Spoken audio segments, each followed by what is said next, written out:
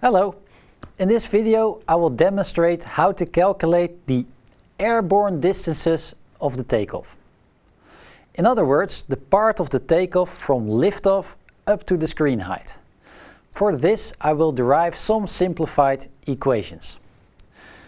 So over here I've already made a drawing of what happens directly after liftoff. So the airplane is going to take off.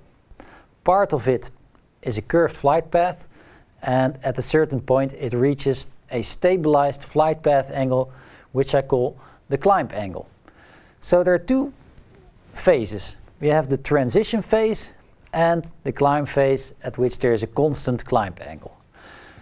So I'm going to calculate what is the transition distance, and I'm going to calculate what is the climb distance, and if I sum both, then I get the total distance required for this airborne phase of the takeoff.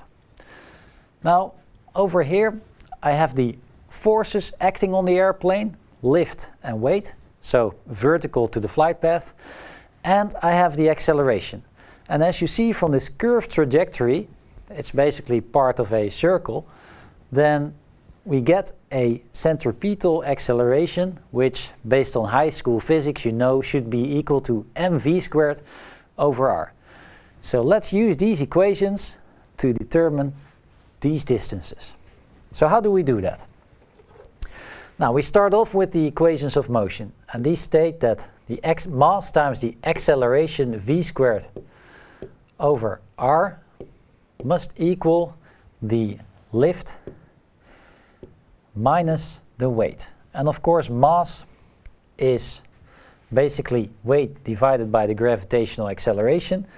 So v squared over r times g must equal lift over weight minus 1. So why do I actually do this? Lift over weight, that's actually the load factor that the passengers are experiencing.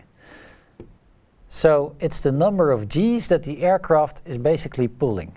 So N is lift over weight, and based on empirical data we can say that the load factor is typically about 1.15 if you consider a lot of takeoffs. And this is comfortable for passenger takeoff, and it still allows you to make this nice smooth curved flight path.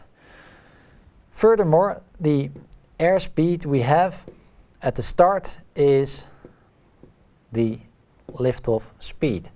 So I'm going to approximate this curved trajectory over here, and I'm going to assume that the airspeed is constant and that the pilot is pulling 1.15 g. So v squared over gr then becomes 0.15. And based on this I can determine the radius, and the radius then becomes the liftoff speed squared divided by 0.15 g. So if we know the liftoff speed, which is typically slightly above the stall speed, then I can calculate the radius. And if the radius is known, then based on geometrical relations I can actually calculate what the distances x transition and x climb are. Let me show you how that works. So the transition distance, I call it xt for now, is the radius times the sine of the climb angle at the end. And that is of course, because of our earlier derived relation, v squared liftoff over 0.15 g times the sine of gamma climb. And all the parameters in that equation, they're basically factors that are determined by the pilot. So if we have gamma climb, liftoff speed, and g, then we know the transition distance.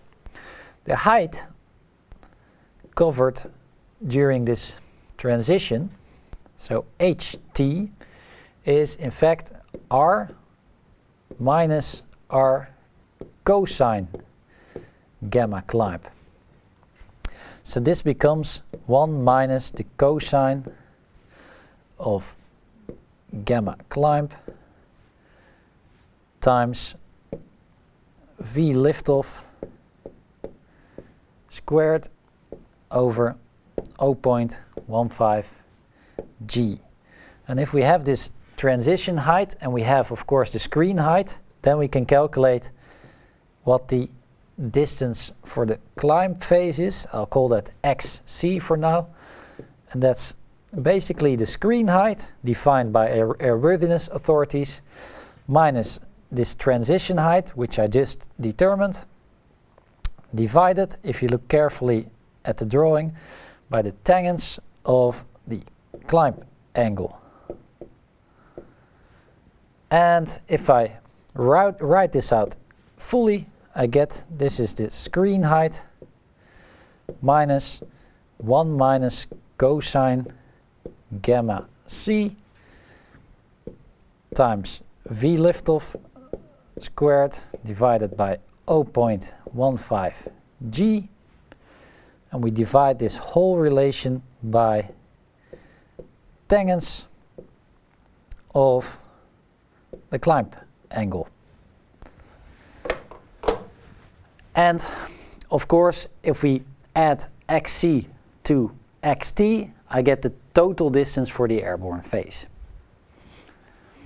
Now, this equation demonstrates that a low liftoff speed is beneficial for the distance of the airborne phase. Furthermore, a steep climb angle is helpful. The screen height is defined by the airworthiness requirements. Now, once the airborne distance is computed, it can be added to the ground run distance in order to determine the total distance needed for the takeoff.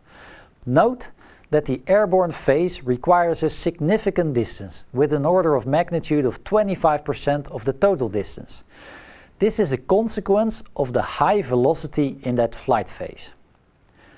Concluding, in aircraft design terms, it is helpful to have a high lift coefficient, a low aircraft weight, and a powerful engine.